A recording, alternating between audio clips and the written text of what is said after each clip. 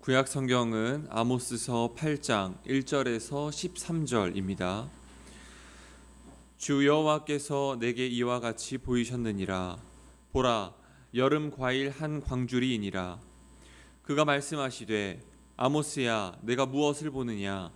내가 이르되, 여름 과일 한 광주리이니이다 하매, 여호와께서 내게 이르시되, 내 백성 이스라엘의 끝이 이르렀은즉 내가 다시는 그를 용서하지 아니하리니 그날의 궁전의 노래가 애곡으로 변할 것이며 곳곳에 시체가 많아서 사람이 잠잠히 그 시체들을 내어 버리리라. 주 여호와의 말씀이니라. 가난한 자를 삼키며 땅에 힘없는 자를 망하게 하려는 자들아, 이 말을 들으라. 너희가 이르기를 월삭이 언제 지나서 우리가 곡식을 팔며 안식일이 언제 지나서 우리가 밀을 내게 할고 에바를 작게 하고 세계를 크게 하여 거짓 저울로 속이며 은으로 힘없는 자를 사며 신 한 켤레로 가난한 자를 사며 찌꺼기 밀을 팔자 하는도다. 여호와께서 야곱의 영광을 두고 맹세하시되 내가 그들의 모든 행위를 절대로 잊지 아니하리라 하셨나니 이로 말미암아 땅이 떨지 않겠으며 그 가운데 모든 주민이 애통하지 않겠느냐. 온 땅이 강에 넘침같이 솟아오르며 애굽강 같이 뛰놀다가 낮아지리라. 주 여호와의 말씀이니라. 그날에 내가 해를 대낮에 지게 하여 백주의 땅을 캄캄하게 하며 너희 절기를 애통으로 너희 모든 노래를 애곡으로 변하게 하며 모든 사람에게 굵은 배로 허리를 동이게 하며 모든 머리를 대머리가 되게 하며 독자의 죽음으로 말미암아 애통하듯 하게 하며 결국은 곤고한 날과 같게 하리라. 주 여호와의 말씀이니라. 보라, 날이 이를지라 내가 기근을 땅에 보내리니 양식이 없어 주림이 아니며 물이 없어 가람이 아니요 여호와의 말씀을 듣지 못한 기갈이라. 사람이 이 바다에서 저 바다까지 북쪽에서 동쪽까지 비틀거리며 여호와의 말씀을 구하려고 돌아다녀도 얻지 못하리니 그날에 아름다운 처녀와 젊은 남자가 다 갈아여 쓰러지리라. 서신서는 골로새서 1장 23절에서 25절입니다. 만일 너희가 믿음에 거하고 터 위에 굳게 서서 너희 들은 바 복음의 소망에서 흔들리지 아니하면 그리하리라. 이 복음은 천하 만민에게 전파된 바요 나 바울은 이 복음의 일꾼이 되었노라. 나는 이제 너희를 위하여 받는 괴로움을 기뻐하고 그리스도의 남은 고난을 그의 몸된 교회를 위하여 내 육체에 채우노라. 내가 교회의 일꾼 된 것은 하나님이 너희를 위하여 내게 주신 직분을 따라 하나님의 말씀을 이루려 함이니라. 아멘. 복음서의 말씀은 누가복음 10장 38절에서 42절입니다. 그들이 길 갈 때 예수께서 한 마을에 들어가심에 마르다라 이름하는 한 여자가 자기 집으로 영접하더라.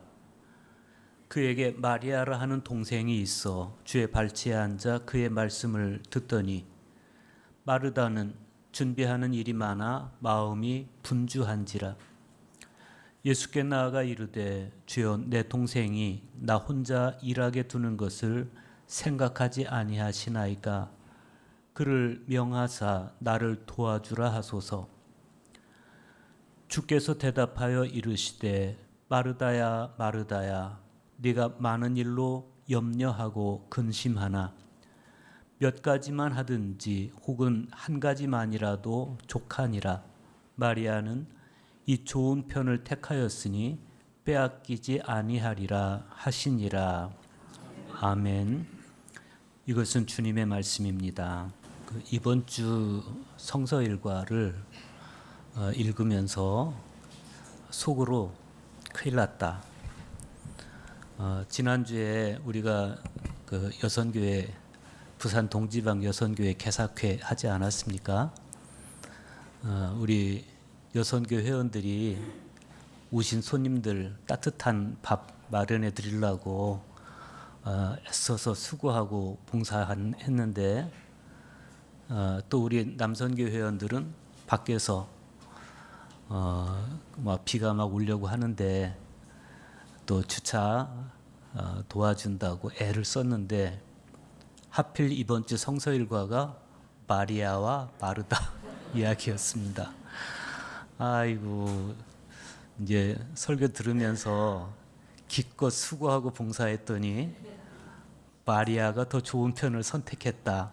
이러면 얼마나 낙심할까, 그런 생각을 했어요. 그런데 사실 우리 안에는 마리아도 있고 마르다도 있어요.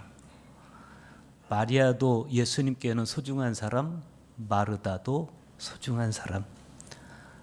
예수님 발치에 앉아서 말씀을 듣는 마리아의 선택도 귀하고, 오신 손님을 위해서 열심히 음식을 준비한 마르다의 헌신도 귀하죠.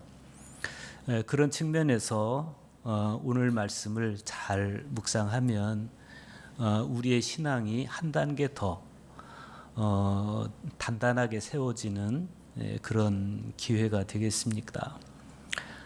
지금 여러분 이 앞에 보고 계시는 성화는 요하네스 페르메이르가 그린 마르다와 마리아의 집에 오신 예수라는 성화예요. 1654년에서 1656년 사이에 그려진 작품인데 지금은 스코틀랜드 국립미술관에 소장이 되어 있습니다. 이 성화가 오늘 복음서의 장면을 아주 섬세하게 보여주고 있습니다. 여기 보면 예수님의 시선이 누구를 향하고 있어요? 마르다를 향하고 있죠. 또 마르다를 향해서 뭔가 말씀을 하고 계십니다. 그런데 정작 예수님의 손은 마리아를 가리키고 있어요. 예수님이 바라보고 계시는 마르다는 예수님께 드리려고 준비한 빵을 바구니에 담아서 손에 들고 있고, 예수님이 지금 손으로 가리키고 있는 저 마리아는 예수님 발치에 앉아서 말씀을 듣고 있습니다. 성화 작가가 왜 예수님의 말씀과 시선은 저 마르다를 향하게 하고 또 예수님의 손가락은 마리아를 가리키고 있게 했는지, 성화 작가의 의도를 우리가 다 알 수는 없죠. 누가는 이 한 장면을 통해서 우리에게 많은 이야기를 하려고 하는 것 같아요. 38절과 39절 보십시오. 그들이 길 갈 때에 예수께서 한 마을에 들어가심에 마르다라 이름하는 한 여자가 자기 집으로 영접하더라. 그에게 마리아라 하는 동생이 있어 주의 발치에 앉아 그의 말씀을 듣더니 그랬어요. 이 설명이 지금 이 장면으로 그려진 겁니다. 이 장면에 대한 해석이 다양합니다. 가장 전통적인 해석은 이 장면이 어떤 마르다의 활동적인 봉사보다는 말씀을 듣는 마리아의 그 행동의 우선순위를 보여주는 것이다. 이게 전통적인 시각입니다. 그런 해석이 가능한 이유가 있어요. 우리가 지난주 말씀을 좀 생각해 봐야 됩니다. 지난주 우리가 본 게 뭐예요? 선한 사마리아인의 비유입니다. 선한 사마리아인의 비유를 25절에서부터 37절까지 누가가 배치해 놓고 바로 이어서 오늘 마르다와 마리아 이야기를 하고 있어요. 지난주 이야기를 우리가 잠시 생각해 보면 한 율법 교사가 예수님을 찾아왔어요. 그래서 질문을 하는데 그 질문이 율법을 더 알기 위해서 율법의 뜻을 묻고 그리고 뜻을 깨달은 다음에 순종하기 위해서 율법을 물어본 것이 아니고 예수를 시험하려는 목적을 가지고 예수님께 질문을 했습니다. 그러니까 그때 그 율법 교사는 배움을 통해서 또 터득한 그 율법 지식에 대해서 뜻을 깨닫고 순종하려는 그런 의지를 보이고 있는 게 아니고 예수를 시험하려고 하는 그런 행동을 함으로써 오히려 자기가 가지고 있는 율법 지식을 무색하게 만들어버리는 그런 모습이었습니다. 그래서 예수님은 그 율법 교사에게 선한 사마리아인의 비유를 들려주심으로써 율법을 알면서도 뜻을 알려고도 하지 않고 또 깨달은 대로 실천하려고도 하지 않는 율법 교사의 부질없는 율법 지식을 돌아보게 하신 거예요. 그러면서 하나님의 말씀을 진정으로 듣는 것에 대한 중요성을 강조하고 계신 겁니다. 누가복음 8장 4절로부터 21절에서도 네 가지 밭의 비유를 통해서 말씀을 듣는 태도의 중요성을 이야기한 적이 있어요. 길가의 땅과 같은 마음밭, 가시덤불과 같은 마음밭, 돌짝밭과 같은 마음밭이 있는가 하면 좋은 땅, 옥토와 같은 마음밭도 가지고 있다. 그러니까 그 맥락 안에서 보면 누가복음 8장에서는 좋은 땅이란 어떤 땅이냐, 말씀을 듣는 좋은 땅은 어떤 땅이냐, 그리고 선한 사마리아인의 비유를 통해서는 율법을 진정으로 안다는 게 뭐냐, 실천으로 순종으로 검증되지 않는 율법 지식은 무익한 것이다. 그리고 나서 이제 오늘 말씀을 우리가 보게 되는 겁니다. 마르다와 마리아 자매가 예수님을 대하는 각각의 태도가 있어. 그 중에서 누가는 말씀을 경청하는 태도의 중요성을 강조하십니다. 그런가 하면 누가의 보도와 또 여기서 보고 있는 이 그림이 환대와 관련된 주제이다, 이렇게 보는 시각도 있어요. 그런데 지금 이 이야기는 환대를 이야기하는 것이다. 그렇게 봤을 때도 그러면 예수님이 원하시는 참된 환대는 어떤 것이냐라는 물음을 갖게 합니다. 분주하고 산만한 음식 준비가 아니라 당신의 말씀을 경청하는 것이 진정한 환대가 아니겠느냐, 그런 것이죠. 예수님은 말씀을 전해주시기 위해서 마르다 마리아 자매의 집에 가셨는데 마르다는 그냥 음식을 준비하느라고 예수님 말씀을 못 듣고 있고 마리아는 말씀을 경청하고 있고 어떤 게 진짜 환대냐? 그러면 생각이 좀 달라지죠. 이 장면을 마리아의 여성 해방이라는 관점에서 보는 시각도 있어요. 부엌은 여성의 공간이에요. 그런데 마르다는 그 여성의 공간에서 열심히 음식을 준비하고 있어요. 그런가 하면 이 거실은 남성의 전유물입니다. 여긴 여성들은 부엌에 있어야 되고 남성들은 여기 있는 거, 우리나라 옛날에 그런 적이 있어요. 여자들은 항상 부엌에서 일하고 밥도 부엌에서 남은 음식 먹고 남자들은 방에 양반다리 하고 앉아서 마치 거기가 자기 전유물인 것처럼. 그런데 그 남성들의 전유물인 거실에 마리아가 앉아 있고 예수님 말씀에 귀를 기울이고 있다. 그러면서 배우려고 하는 자세. 이런 마리아의 태도는 여성 해방의 관점에서 보면 여성 해방적 태도를 보여주고 있다, 이런 것이죠.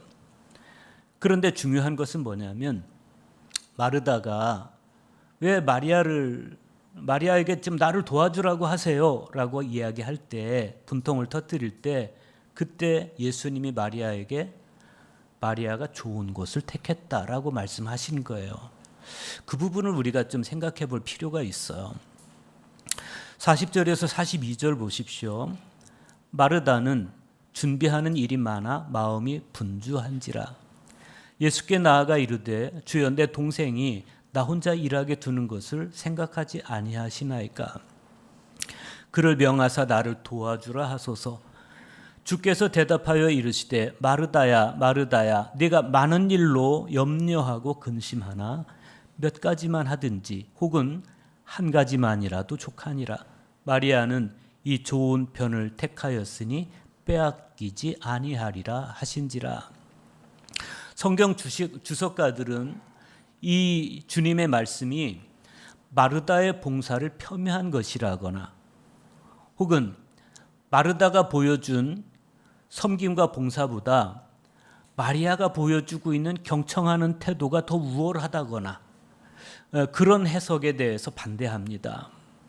칼빈 역시도 주님의 이 말씀, 마리아는 좋은 편을 선택했으니 빼앗기지 아니하리라, 주님의 이 말씀이 봉사보다 명상적 삶이 더 우월하다라고 보는 것에 반대해요. 그렇지 않다는 거예요. 현대 여성 신학에서도 마르다는 봉사하는 역할에 집중함으로써 실패한 표상, 마리아는 남성들의 전유물인 거실에 앉아서 배움으로써 성공한 표상이라고 해석하는 것에 반대합니다. 그런데 우리가 마르다의 입장에 서서 이 장면을 다시 한번 재해석해 보자면, 지금 마르다가 보여주고 있는 이 환대와 섬김은 지난주 우리가 복음서에서 예수님께서 율법 교사에게 이를 행하라 그러면 살리라 라고 말씀하신 이웃의 마땅한 도리를 지금 마르다가 실천하고 있다는 거예요. 마르다가.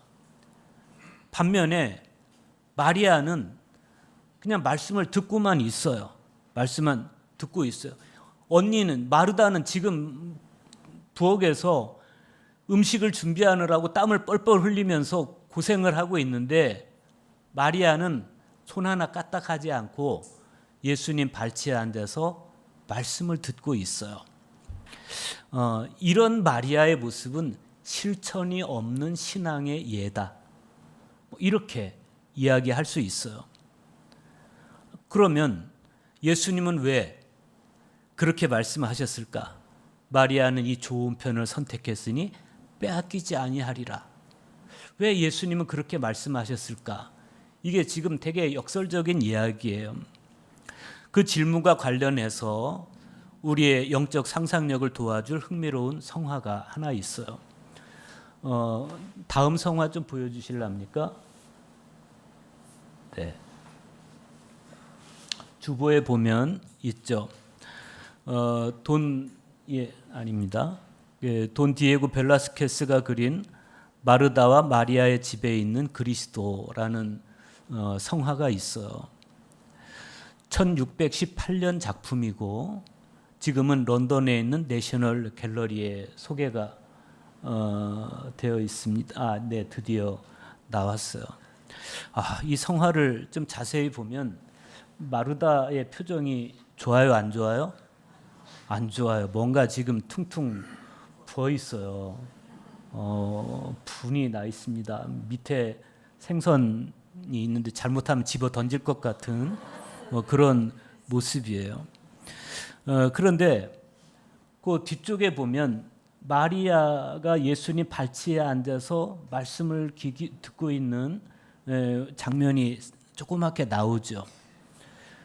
왜 저쪽을 안 보고 이쪽을 보고 있지? 이렇게 생각할 수 있는데, 사실 예수님과 마리아는 지금 제가 있는 이쪽에 있는 거예요. 거울이에요, 거울. 그래서 이쪽에 있는 예수님과 마리아가 거울에 비쳐 있기 때문에 지금 마르다는 이쪽을 보고 있는 겁니다. 여러분, 마르다가 왜 저렇게 얼굴이 퉁퉁 부어 있을까? 입이 한 발이 나와서. 그리고 그런 마르다를 향해서 왜 예수님은 마르다야, 마르다야, 너는 많은 일에 마음을 쓰며 걱정하지만 실상 필요한 것은 한 가지뿐이다. 마리아는 참 좋은 것을 택했다. 그것을 빼앗아서는 안 된다라고 말씀하실까? 그리고 그 말씀의 의미는 뭘까를 생각해 보게 되죠. 이 물음을 전제로 해서 마르다의 섬김과 환대에 대해서 좀 생각을 해보죠. 지금 예수님은 육신을 입고 계세요. 아직은 사람이에요. 당연히 굶주림과 목마름을 몸으로 느끼면서 마리아 자매의 집에 오신 거예요. 그런 예수님을 향해서 마르다는 깊은 애정을 느끼고 그리고 서둘러서 그 예수님의 배고픔을 해결해 주기 위해서 음식을 준비하기 위해서 마음을 쓰고 있어요. 중요합니까? 안 중요합니까? 굉장히 중요하죠. 그런 마음 씀씀이는 정말 아름답습니다. 지금 마르다는 가장 아름다운 선에 몰두하고 있는 겁니다. 그래서 처음 성화에서 보듯이 마르다를 바라보시는 예수님의 시선에는 고마움과 사랑이 가득 배어 있어요. 그래서 예수님 목소리에도 부드럽고 아주 애정이 가득 배어 있을 겁니다. 그러니까 마르다가 예수님 좀 마리아를 좀 뭐라고 해주세요. 왜 나를 안 도와줍니까? 라고 그 투정할 때 그 예수님의 말씀은 어떤 반박이거나 책망하시는 말씀이 아니라 다독거려 주시는 말씀이에요. 사랑을 가득 담아서 다독거려 주시는 겁니다. 다만 예수님께서 마음 쓰여 하시는 게 있어요. 그건 뭐냐면 마르다가 왜 저렇게 화가 나 있나? 그것은 많은 일에 마음을 쓰다 보니 걱정이 앞서고 있는 거예요. 그러면 그 많은 일이라고 하는 건 뭐겠습니까? 그것은 음식의 가짓수일 수도 있고 영적인 일과 육적인 일 두 가지를 동시에 다 하려고 하는 그런 마음일 수도 있어요. 그러다 보니까 당연히 마음이 분주해질 수밖에 없습니다. 또 그러다 보니까 마리아를 향한 야속한 마음이 드는 거예요. 왜 안 도와주지? 이러는 거예요. 그런데 그렇게 지금 마음이 온갖 그 걱정거리에 차 있고 약간 심통이 나 있는 그런 마르다를 향해서 예수님께서 마르다야 너무 여러 가지 다 하려고 하지 말고 한 가지에만 좀 집중해 줄래? 라고 말씀을 하시는 거예요. 그러면 그 한 가지가 뭐겠습니까? 당연히 굶주리고 목마른 예수님을 위해서 음식을 준비하는 것일 수도 있어요. 그건 굉장히 아름다운 일입니다.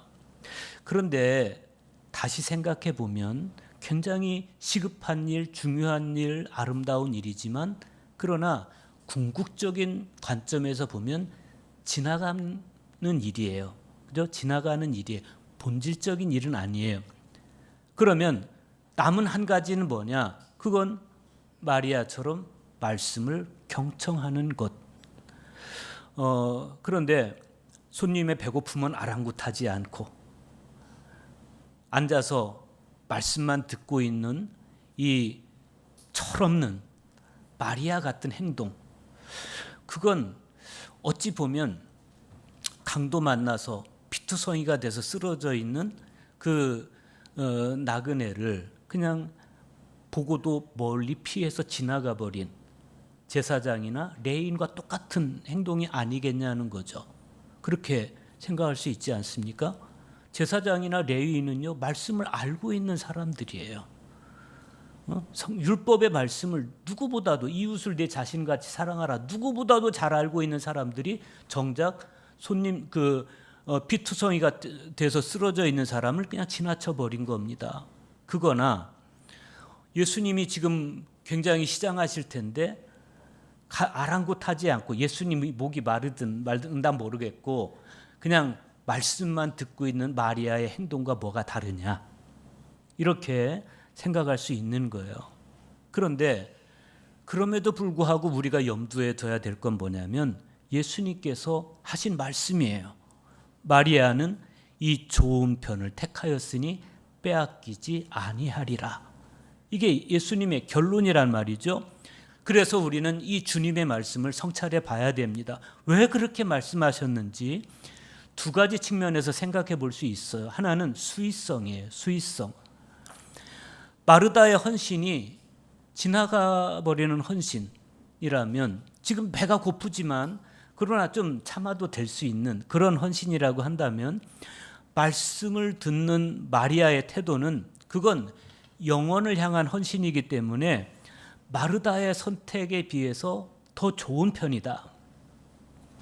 마르다의 헌신도 중요하지만 수위성을 이야기하자면 마리아의 헌신이 더 중요하다, 이렇게 볼 수 있다는 거예요. 실제로 마리아가 예수님 발치에 앉아서 말씀에 귀를 기울이는데 경청하는 거예요. 그것은 육신을 위한 양식보다 생명을 위한 양식을, 순간을 위한 양식보다 영혼을 위한 양식을 더 귀하게 여기고 있다, 그런 의미라는 겁니다. 두 번째는 순서의 측면에서 생각해 볼 수 있어요. 마르다의 헌신과 섬김이 지금 불만으로 치닫고 있는 것은 그것이, 그 헌신이 말씀에서 우러난 헌신이 아니라 자신의 그냥 뭐든지 열심히 하는, 또 불쌍히 여기고 사랑스러워하는 그런 기질에서 비롯된 것이다.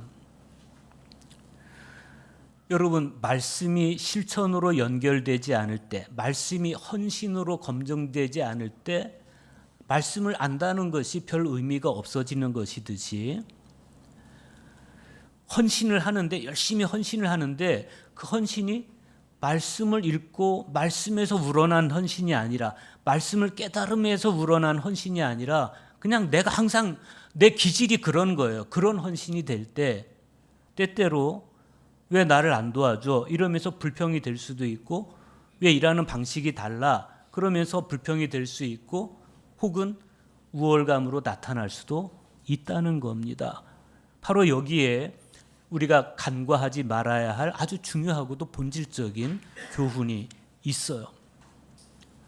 다시 한번 이야기하면 예수님 일행을 대접하기 위해서 분주했던 마르다의 헌신은 지나가는 헌신이에요. 지나가는 헌신.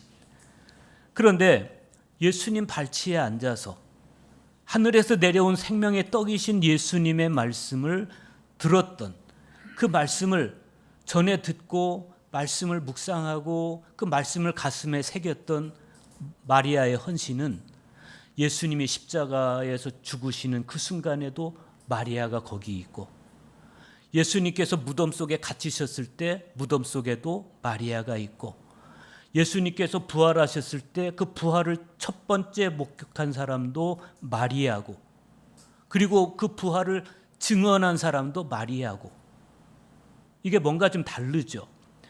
배고픔을 해결해 주기 위해서 열심히 헌신한 마르다의 헌신도 굉장히 소중하지만, 아름답지만, 그러나 마리아는 그 순간에는 마르다가 왜 너는 나를 안 도와줘? 라고 불평을 하고 있지만, 그러나 정작 가장 중요한 온 인류에 전해줄 예수님 죽음의 이야기, 예수님 부활의 이야기에 자신을 헌신한 사람은 마르다가 아니고 마리아였다는 거예요. 이 부분을 우리가 놓치면 안 됩니다. 오늘 구약의 말씀을 우리가 좀 볼 필요가 있겠어요. 아모스의 헌신을 우리가 보죠. 아모스 8장 1절입니다. 주 여호와께서 내게 이와 같이 보이셨느니라. 보라, 여름 과일 한 광주리이니라. 그가 말씀하시되 아모스야, 네가 무엇을 보느냐? 내가 이르되 여름 과일 한 광주리이니이다 하매, 여호와께서 내게 이르시되 내 백성 이스라엘의 끝이 이르렀은즉 내가 다시는 그를 용서하지 아니하리니 그날에 궁전의 노래가 애곡으로 변할 것이며 곳곳에 시체가 많아서 사람이 잠잠히 그 시체들을 내어버리리라. 주 여호와의 말씀이니라. 지금 아모스가 어떤 모습인가 하면 마리아처럼 하나님 말씀을 듣고 있어요. 하나님 말씀을 듣고 있어요. 이 아모스는 하나님께서 보이신 환상만 보는 사람이 아니라 들려온 하나님의 말씀을 경청하고 있어요. 듣고 있어요. 이게 당연한 게 아니에요. 우리가 지난주 구약 성경에서 아모스가 자기를 소개하는 걸 봤어요. 아모스는 나는 선지자가 아니라는 거예요. 나는 선지자가 아니고, 나는 심지어 선지자의 아들도 아니야. 나는 그냥 목자이고 뽕나무를 배양하는 농부에 지나지 않는다. 그런 아모스가 양떼를 몰고 가는데 여호와께서 그런 아모스를 데려다가 가서 내 백성 이스라엘에게 예언하라 이렇게 말씀을 하신 거예요. 이게 중요한 이야기입니다. 아모스 1장 1절에도 보면 아모스가 등장하던 시기가 나오고 아모스라는 인물에 대한 소개가 나와요. 그런데 그 소개에 의하면 이 아모스는 드고아라고 하는 곳에서 양을 치는 사람이에요. 양을 치는 사람. 그런데 양을 치는 목자에 지나지 않는, 또 뽕나무를 농사하는 농부에 지나지 않는 이 아모스가 이스라엘이 장차 어찌 될 것인지 하나님께 계시를 듣고 그대로 예언하였다라고 아모스 1장 1절은 이야기를 하고 있어요. 이 사람은 애초에 선지자로 부름받은 사람이 아니에요. 양을 치는 목자고 농부예요. 그런 아모스가 하나님께 받은 계시를 예언했다. 그런 기록을 읽을 때 우리는 그 시대의 종교적 상황이 어떠했기에 라고 물을 수밖에 없어요. 아니 그 많은 선지자들이 있는데 왜 하나님은 하필이면 목자요 농부인 아모스에게 말씀을 전하게 하시냐 말이에요. 제사장이 없어서, 선지자가 없어서 아니에요. 하나님께서는 계속 말씀하시는데 그 어떤 선지자도 하나님 말씀에 귀를 기울이지 않았어요. 그게 당시의 상황이었어요. 소위 선지자라는 사람들이 당시에 두 선택 사이에 놓여 있었습니다. 하나님의 말씀을 굳건하게 붙잡고 그리고 부패한 사회를 향해서 하나님의 뜻을 외치든지, 아니면 그냥 적당히 권력자들의 눈치나 살피면서 그 권력자들의 이익을 위해서 종사하면서 그들이 주는 녹이나 먹든지. 그런데 양치기요 농부인 이 아모스가 계시를 듣고 그 계시를 들고 거리로 나서서 예언을 시작했다는 것은 당시의 선지자들이 그 역할을 안 했다는 거예요. 그냥 정부에서 주는 녹이나 먹으면서 그 권력자들의 눈치나 살피면서 그들에게 굴종하면서 그냥 그들이 주는 떡이나 먹으면서 살았다는 거예요. 참된 예언자가 없었다는 이야기입니다. 당시 북이스라엘의 사회적 분위기가 어떠했는지 오늘 구약의 말씀을 보면 기가 막혀요. 4절 보십시오. 아모스 8장 4절. 가난한 자를 삼키며 땅에 힘없는 자를 망하게 하려는 자들아, 이 말을 들으라. 그 다음 6절 보세요. 에바를 작게 하고 세계를 크게 하여 거짓 저울로 속이며 은으로 힘없는 자를 사며 신 한 켤레로 가난한 자를 사며 찌꺼기 밀을 팔자 하는도다. 가난한 자를 삼키며 땅에 힘없는 자를 망하게 하는 행위는 그건 권력자들의 그 횡포였어. 그런데 그게 사회 전반적인 현실이었어. 시장에 가면 곡식을 파는데 거짓대로 양을 속였다 그랬어요. 또 저울을 속여요. 저울을 속여서 사람들을 속이는 그런 일이 비일비재했고 심지어 사람을 매매하기까지 했다. 그 사람들이 어떤 사람들입니까? 하나님 모르는 사람들. 그러면 괜찮아요. 그럴 수 있죠. 그런데 성경이 우리에게 보여주는 건 그들이 신앙인이었다는 거예요. 신앙인. 5절 보세요. 너희가 이르기를 월삭이 언제 지나서 우리가 곡식을 팔며 안식일이 언제 지나서 우리가 밀을 내게 할꼬. 여기서 월삭, 안식일, 이건 종교적 언어예요. 그들이 월삭을 의식하고 있었다, 안식일을 의식하고 있었다. 그건 그들이 신앙인이었다. 그런 이야기예요. 그런데 신앙인인 그들이 돈이라면 못할 짓이 없었다. 그래서 월삭이 안식일이 어서 지나가기만을 기다렸다가 가짜 되로, 가짜 저울로 사람들을 속였다. 그게 당시의 종교적인 현실이고 사회적인 현실이었다. 그런 거예요. 돈밖에 안 보여요. 아모스는 하나님께서 그런 사람들을 향해서 내가 그들의 모든 행위를 절대로 잊지 않겠다라고 하신 말씀, 그리고 하나님께서 그들에게 세우고 계시는 무서운 심판의 계획을 선포합니다. 어떻게 할 거예요? 기가 막힌 일이 닥친 거예요. 저울을 속이고 뒤를 속이고 할 때는 괜찮을 줄 알았어요. 아브라함의 자손이니까, 선택받은 민족의 백성들이니까 괜찮겠지. 아니라는 거예요. 심판의 날에 가만두지 않겠다는 거예요. 우리 그리스도교를 종말론적 종교라고 그래요. 심판의 날이 반드시 온다는 거예요. 우리는 임박한 심판 앞에 서 있어요. 심판의 날을 기억해야 돼요. 심판은 가혹하고도 무서울 것입니다. 그런데 심판의 내용 중에 이런 게 있어요. 11절 보십시오. 주 여호와의 말씀이니라. 보라, 날이 이를지라. 내가 기근을 땅에 보내리니 양식이 없어 주림이 아니며 물이 없어 가람이 아니요 여호와의 말씀을 듣지 못한 기갈이라. 그래서 하나님의 말씀을 들을 수 없는 기갈, 그 기갈이 하나님의 심판이라는 겁니다. 여러분, 그런 기갈 느껴보신 적 있어요? 하나님의 말씀이 들려오지 않는 기갈, 하나님의 말씀에 목마른 기갈, 그런 느껴보신 적 있어요? 그 아무나 느끼는 게 아니에요. 하나님의 말씀이 들려오지 않는데 목마르지 않아요.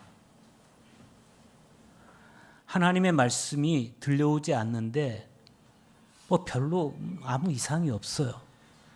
그게 뭐냐면 마치 중병이 들었을 때 배고프지 않은 거하고 똑같아요. 로버트 멀홀랜드가 영성 형성을 위한 거룩한 독서에서 하나님과 우리 사이의 중재자이신 말씀은 인간 생활의 한복판에서 이루어지는 하나님의 현존과 목적과 능력의 작용이다.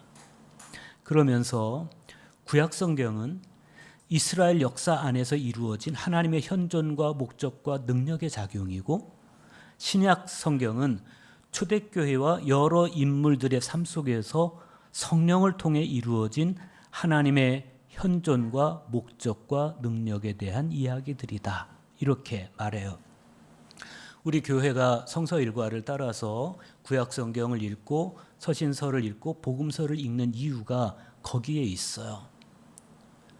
구약 성경에는 예수님이 오시기 전까지 선지자들의 이야기, 또 예언자들이 예언 이야기가 있기 때문에 구약 성경을 읽어야 돼요.